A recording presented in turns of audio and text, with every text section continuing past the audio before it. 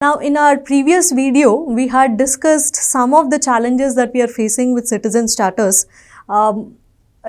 Just to summarize, it is mainly related to the accountability mechanism, lack of feedback and performance audit mechanism, and poor design and content of citizen charters. And there is lack of reformation of structures and processes within the government in order to deliver the promises made in the charters. All these challenges to some extent have been addressed with a new initiative called Public Service Guarantee Acts. They are an improvement over citizen charters. They are an improvement over citizen charters, that is, they address some challenges that we have discussed in our previous video. Now, the first challenge that it addresses is that it provides citizens with legal entitlements. In citizens charters, what you find is promises which the government is making, but these promises are not in the nature of legal entitlements.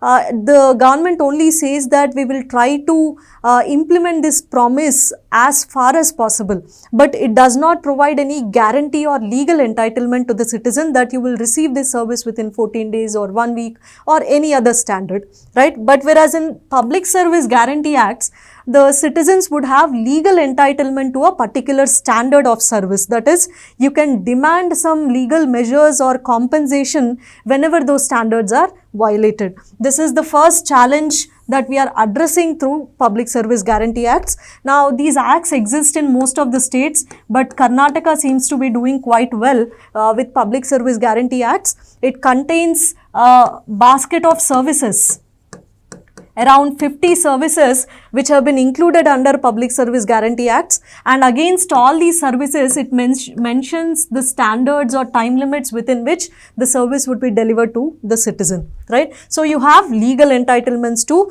receive a particular standard of service from the government. Then the second challenge that it addresses is the accountability mechanism. Now, these Public Service Guarantee Acts generally provide for imposing penalties on the government officers whenever they fail to comply with these standards or whenever they are unable to deliver quality services to citizens. Some penalty would be imposed on the government officer. Now, who exactly is going to decide whether penalty should be imposed or how much? That would be within intra-organizational appeal.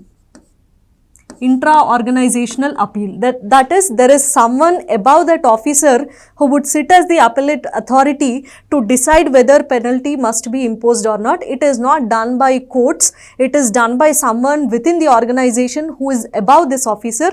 He or she would decide whether to impose this penalty or not. Is the delay genuine or not? Is the delay reasonable or not? That would be decided within the organization and impose some penalties. Then the second type of accountability that you would find in these acts is the compensation which the citizen can receive.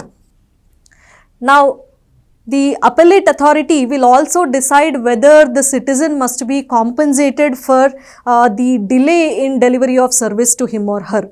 Now, these are some of the drawbacks that we had seen with Citizens Charter, which Public Service Guarantee Acts try to remedy. One is, it provides legal entitlements to citizens, not just promises, and it also provides for an accountability mechanism wherein penalties would be imposed on government officers whenever there is some delay or violation of standard, and citizens would also be provided with some sort of compensation.